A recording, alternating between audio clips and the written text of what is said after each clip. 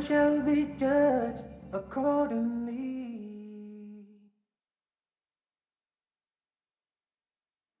Allavi Hamdani, a 13-year-old promising Dai, born on 9th of May 1999.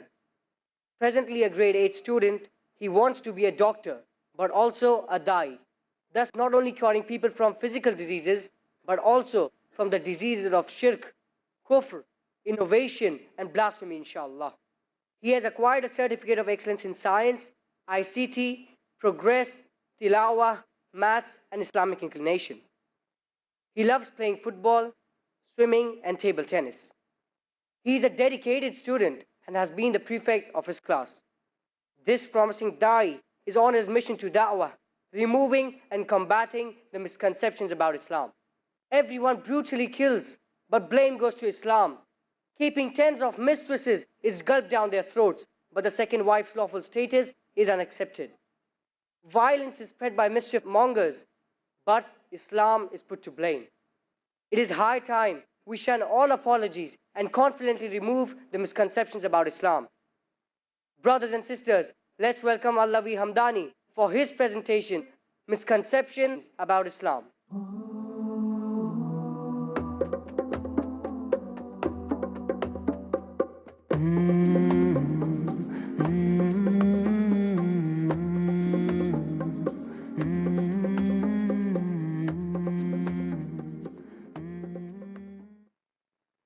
Alhamdulillah, wassalatu wassalam, ala rasulillah, wa ala alihi wa ashabihi ajma'in, amma ba'd.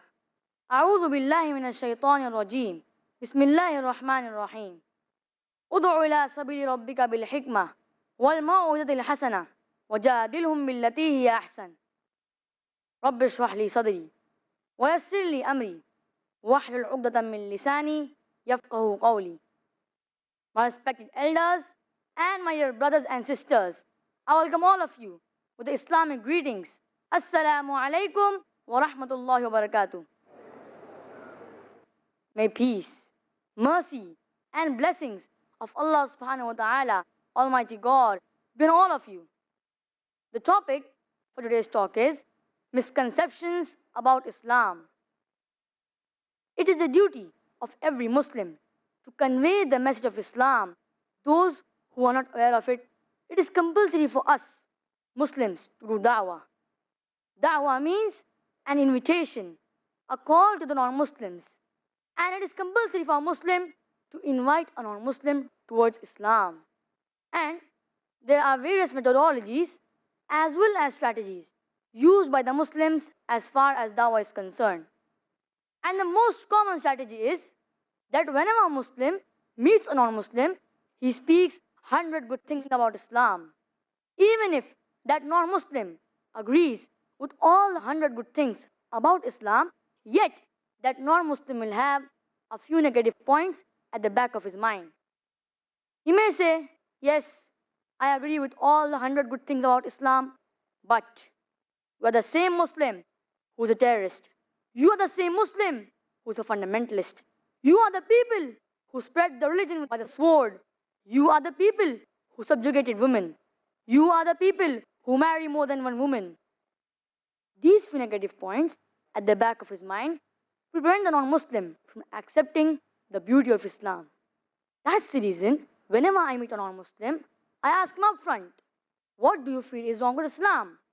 With your limited knowledge, whether right or wrong, what do you feel is wrong with Islam? And I make him comfortable that you can criticize Islam. If you want, you can attack Islam. But tell me, what is wrong with the religion of Islam? And after he's made comfortable, he poses 3 or 4 questions about Islam. And these 3 or 4 questions invariably fall amongst the 20 most common questions asked by non-Muslims. If all the Muslims know the reply to these 20 common questions asked by non-Muslims with reason, with logic and science, with the quotation from the Quran and the Sahih Hadith, as well as the quotation of the scriptures of the non-Muslim. Even if he cannot make the non-Muslim accept Islam, at least he can neutralize the animosity that is there in the minds of non-Muslims. At least he can neutralize the negative feeling that the person has regarding Islam. And how do these 20 common questions arise in the minds of the non-Muslims. Every day, the non-Muslims, they are being bombarded by the international media regarding misinformation about Islam. There is virulent propaganda regarding Islam. Whether you read the international newspapers, the international magazines, the radio broadcast stations, the television satellite channels, the internet, we find there is virulent propaganda regarding Islam. Time may not permit me to cover all the 20 questions in this limited time that I have. But you can surely go to the website www.irf.net, where all the answers to these questions are given in detail. For today, I'll try to cover the 4 most common questions out of the 20 most common questions asked by non-Muslims. One of the most common questions asked by non-Muslims about Islam is that, was Islam spread by the sword? First, let us discuss what is the meaning of the word Islam. Islam comes from the root word salam or salam, which means peace. It's also derived from the Arabic word silm, which means to submit your will to Almighty God. So if I translate, Islam was spread by the sword, it means peace was spread by the sword. It's contradicting. How can peace be spread by the sword? And we know that every human being in this world would not want peace to prevail. That's the reason every country in this world has a police force. And this police force, many a times, uses force to maintain peace in that country. They don't use force to disrupt peace. If the anti-social element want to disrupt peace, the police of that country maintains peace. Similarly, Islam is a religion of peace. Its main aim and objective is to spread peace. But every human being in this world would not want peace to prevail. And Islam is against violence. It's against fighting.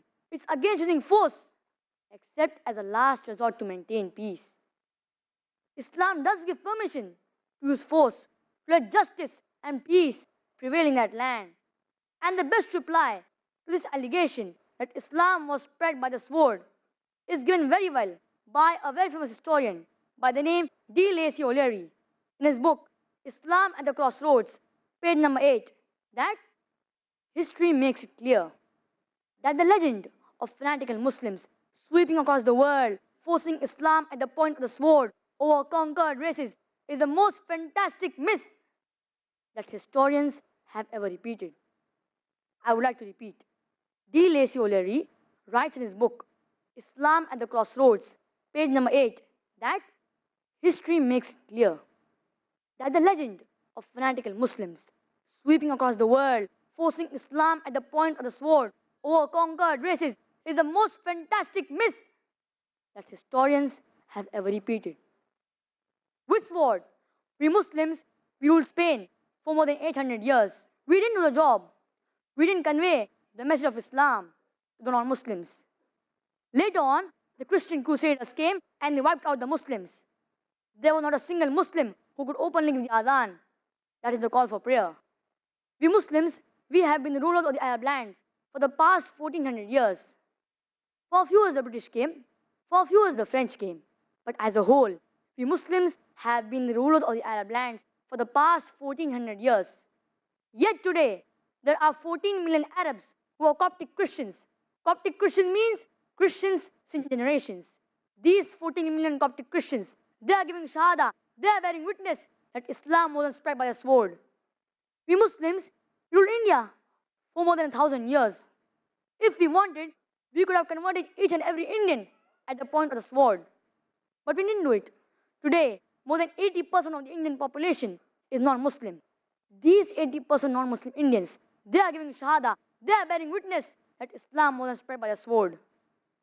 Today, the country which has the maximum number of Muslims is Indonesia. Which Muslim army went to Indonesia? Which Muslim army went to Malaysia? Malaysia has more than 50% Muslims. Which Muslim army went to the east coast of Africa? Which sword? The reply is given by Thomas Carlyle, a very famous historian from Europe. He writes in his book, Heroes and Hero Worship, and he places Prophet Muhammad ﷺ as his hero number 1. And he writes in his book, Heroes and Hero Worship, that the sword indeed, but where will you get your sword? Every new opinion, at its starting, is precisely in the minority of one. In one man's head alone, there dwells as yet. One man alone of the whole world believes it. There is one man against all men, that he picks up a sword and tries to propagate which that will do little for him. You must get your sword. On a whole, a thing will propagate itself as it can. You have to find your sword. Thomas Carlyle is talking about the sword of the intellect, the sword of reasoning, which sword has forced tens and thousands of people to accept Islam. And I started my talk by quoting a verse from the glorious Quran, from Surah Nahl, chapter number 16, verse number 25. It says, "Udu ila sabili rabbika bil hikmah wal mau'izatil hasana wajadilhum billati hi ahsan." Invite all to the way of thy Lord with wisdom and beautiful preachings, and argue with them and reason with them in the ways that are best and most gracious. It is the sword of the intellect, the sword of reasoning, which is conquering the hearts of the people. It is not the sword of metal. Even if we had a sword of steel, we could not use it, because the Quran says in Surah Al-Baqarah, chapter number 2, verse number 256, "La ikraha fid din, qad tabayyana rushdu min al-ghayy." Let there be no compulsion in religion. Truth stands out clear from error. So Thomas Carlyle is talking about the sword of the intellect, the sword of reasoning. And there was a survey done by the Reader's Digest Almanac and Yearbook, which came in 1984. And this article was reprinted in the Plain Truth magazine. It did a survey of the increase in the major world religions in a span of 50 years, from 1934 to 1984. And in that survey, the religion that spread the maximum, number one, Islam, 235%. Christianity, only 47%. I am asking a simple question. Which war took place in the span of 50 years, from 1934 to 1984, which forced tens and thousands of people to accept Islam? Which war? Today, the fastest growing religion in America is Islam. The fastest growing religion in Europe is Islam. I am asking a simple question. Who's forcing its Americans and Europeans to accept Islam? Which sword? Today, the media is attacking Islam, saying it subjugates women. You know, out of these people accepting Islam in America and Europe, 2/3 of them are women. If Islam subjugates women, why are the American women, why are the European women accepting Islam? Who's forcing them? To end the answer to the question, was Islam spread by the sword? I would like to quote to you the saying of Dr. Joseph Adam Pearson, who said, "People who worry that one day nuclear weaponry will fall in the hands of the Arabs, they fail to realize that the Islamic bomb, the bomb of peace, has already been dropped. It fell the day Prophet Muhammad ﷺ was born."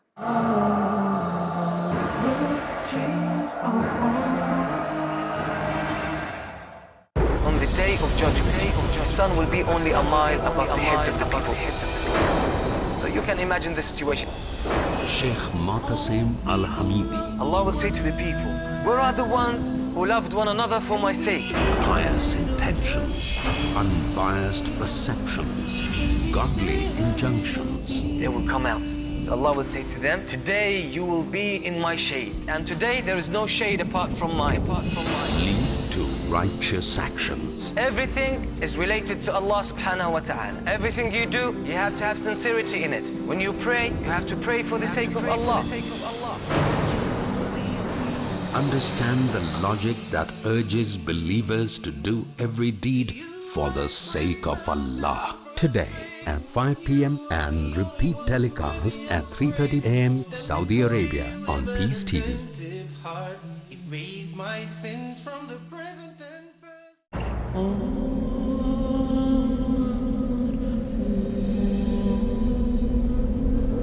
It's an obligation upon all of us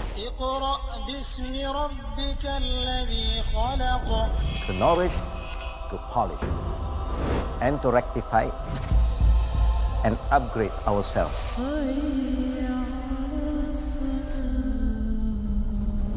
I'm Husseini. Join me to get the correct knowledge of Quran and Sunnah in difference in definitions. Implement the steps that help us get closer to Allah subhanahu wa ta'ala. in the difference in definition with Hussein Yee. Today at 6 p.m. and repeat telecast at 9 a.m. Saudi Arabia on Peace TV. What would you recommend? Peace TV presents What do you have to say about? Learning the Wise Way.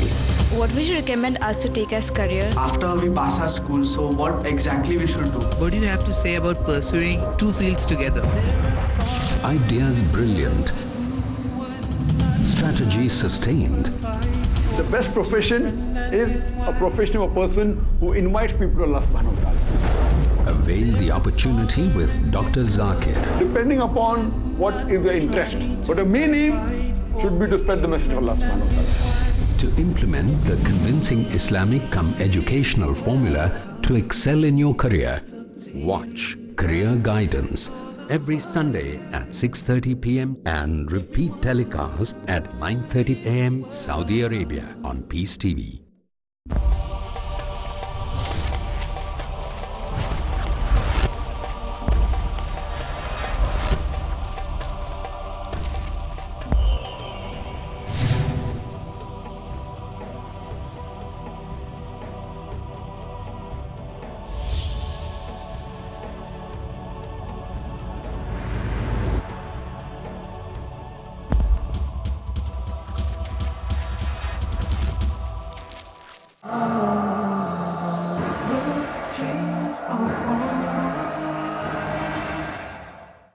The next most common question asked by the non-Muslims about Islam is that why does Islam permit a Muslim to have non-veg food? You know, killing animal is a ruthless act. So why does Islam permit a Muslim to have non-veg food? I would like to mention at the outset that a Muslim can be a very good Muslim even by being a pure vegetarian. There is no verse in the Quran or the Sahih Hadith that says it is compulsory for a Muslim to have non-veg food. But since the Quran and our Creator, Allah subhanahu wa ta'ala, has given permission for human beings to have non-veg food, then why should a Muslim not have it? The Quran says in Surah Al-Ma'idah, chapter number 5, verse number 1, Ya ayyuhalladhina amanu, awfu bil-uqud, uhillat lakum bahimatul an'ami illa ma yutla alaykum. O you who believe, fulfill all obligations. Lawful unto you are all four-footed animals, with the exceptions named. The Quran says, eat the meat of the lawful animals, with the exceptions named. The Quran says in Surah Nahl, chapter number 16, verse number 5, وَالْأَنْعَامَ خَلَقَهَا لَكُمْ فِيهَا دِفْءٌ وَمَنَافِعُ وَمِنْهَا تَأْكُلُونَ. And the cattle we have created for you. From them you derive warmth and numerous other benefits, and from the meat ye eat. And a similar message is repeated in Surah Al-Mu'minun, chapter 23, verse number 21. وَإِنَّ لَكُمْ فِي الْأَنْعَامِ لَعِبْرَةً نُسْقِيكُم مِّمَّا فِي بُطُونِهَا وَلَكُمْ فِيهَا مَنَافِعُ كَثِيرَةٌ وَمِنْهَا تَأْكُلُونَ. And in the cattle ye have an instructive example. From them ye derive warmth and numerous other benefits, and from the meat ye eat. So when the Quran and our Creator, Allah subhanahu wa ta'ala, has given permission for human beings to have non-veg food, then why should a Muslim not have it? Now, let us analyze the scientific as well as logical reasons for having non-veg food. Today, science tells us that non-veg food, it is a wholesome food. It is rich in protein and the body requires amino acids. There are 8 types of amino acids which are not found in the body, and it has to be given with the external diet. They are known as essential amino acids. Only in the meat food do we have all 8 essential amino acids. Hence, the meat is a complete protein. Furthermore, meat is rich in niacin, vitamin B, and is a wholesome food. And when these Hindus, they ask us that why do we Muslims have non-veg food, I tell them that if you analyze the set of the teeth of the herbivorous animals, the cow, the goat, the sheep, they have flat set of teeth. They have herbivorous set of teeth. If we analyze the set of teeth of the carnivorous animals, the lion, the tiger, the leopard, they have pointed set of teeth. They have canine set of teeth. But if we analyze the set of teeth of the human being, if you go in the mirror and check the set of the teeth which we human beings have, We human beings, we have both flat teeth as well as pointed teeth. If Almighty God wanted us only to have veg food, why did He give us pointed teeth? Why did He give us canine teeth? To have non-veg food. Furthermore, if we analyze the digestive system of the herbivorous animals, the cow, the goat, the sheep, they can only digest veg food. They cannot digest non-veg food. If we analyze the digestive system of the carnivorous animals, the lion, the tiger, the leopard, they can only digest non-veg food. They cannot digest veg food. But a human being can digest both veg food as well as non-veg food. If Almighty God wanted us only to have veg food, why did He give us a digestive system which can digest both veg food as well as non-veg food? Why? To have non-veg food, we come to know by this that we are neither herbivorous, neither carnivorous. We are omnivorous. And most of the Hindus, they believe that it is prohibited according to the religion for a human being to have non-veg food. But it is mentioned in old scriptures that even the sages and saints had non-veg food. It's mentioned in Manusmriti, chapter number 5, verse number 30. The eater, if he eats the meat of what is to be eaten, then it is good. Even if it does it day after day, for God created some to be eaten and some to become eater. It's further mentioned in Manusmriti, chapter number 5, verse number 31. Eating animal in sacrifice is not a sin. It is a law of God. It's further mentioned in Manusmriti, chapter number 5, verse number 39 to 40. God created sacrificial animals. So killing animals in sacrifice is not considered as killing. And if you read the Mahabharata, Anushasana Parv, chapter number 88, it's mentioned about the Pandavas. Yudhishthira, the eldest brother, he asked Bhishma that what should they give in puja, yagna, so that the ancestors will be satisfied. So Bhishma replies that if you give herbs, vegetables, fruits, the ancestors will be satisfied for 1 month. If you give fish, 2 months. If you give meat, 3 months. If you give hair, 4 months. If you give meat of goat, 5 months. If you give bacon, meat of pig, 6 months. If you give birds, 7 months. If you give deer, 8 months. And the menu continues. And if you give buffalo, 11 months. And if you give cow, that is beef, the ancestors will be satisfied for 1 full year. And if you give meat of rhinoceros or red meat of goat, the ancestors will be satisfied inexhaustibly. Herbs, fish, meat, hair, what? Everything in that menu. And now, when we ask these people that why we don't have non-veg food, they tell us that killing animal is a sin. Because killing a living creature is a sin. So I tell them that if a person can live without killing a living creature, then I am with you. But today, science tells us that when plants have got life, previously, people did not know that plants have got life. So now, their logic has changed. No. We understand. We know plants have got life. But plants can't feel pain. But today, science tells us that even plants can feel pain. Though they do not have a very well developed system, but they can feel pain. And there was a research done in America where a farmer had made a gadget. And whenever the plant wanted more water, it would cry out. He used to convert the cry of the plant and hear it. Because the human ear can only hear 20 cycles to 20,000 cycles per second. Anything less or more than that, the human being cannot hear.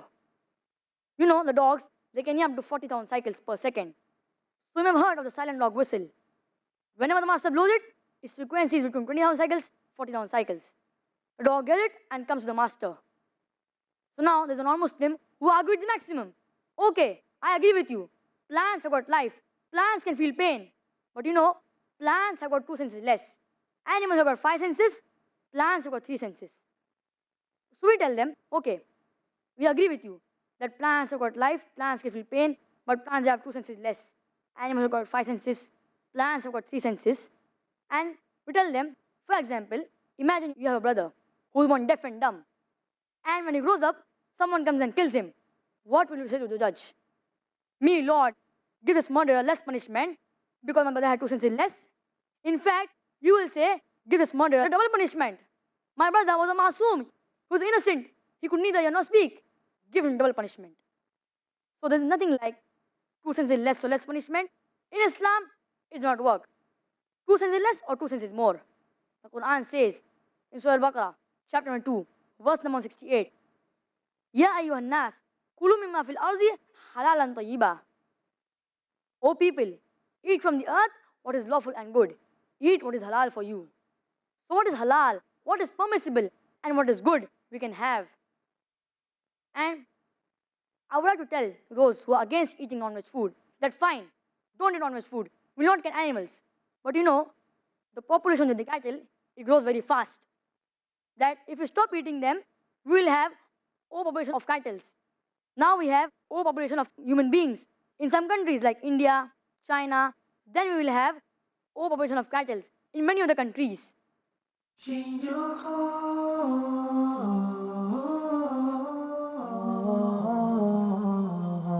Lord, change our hearts. Actions are judged by their intention, and every man shall be judged accordingly. And whatever you keep inside of your heart, it cannot be hidden from Him. Earn your living in a lawful way. Be mindful of what you say. Be sincere when you pray. Today could be your last day. Bid each other. A man, a mission, a world-renowned orator on Islam and comparative religion. He dedicated more than 5 decades of his life for dawah. Ahmad Deedat. We Muslims believe that Jesus was the Christ. This book is an eternal book of guidance for you and for me, for the whole of mankind. It's a solution to the problems of mankind. The miracle is when you expect a man to be dead and he's alive. That's a miracle. Man with a Mission, every Monday to Thursday at 6 p.m. and repeat telecast at 9 a.m. Saudi Arabia on Peace TV. Where truth is hidden, misleading quotations create confusion. Where truth is hidden, lack of knowledge and wisdom cause upheaval and commotion. Where truth is hidden, manipulated scriptures and twisted facts emerge. This very hidden truth creates false propaganda, mayhem, chaos, disorder, and turmoil in our lives and the world order. But is there anyone with courage and wisdom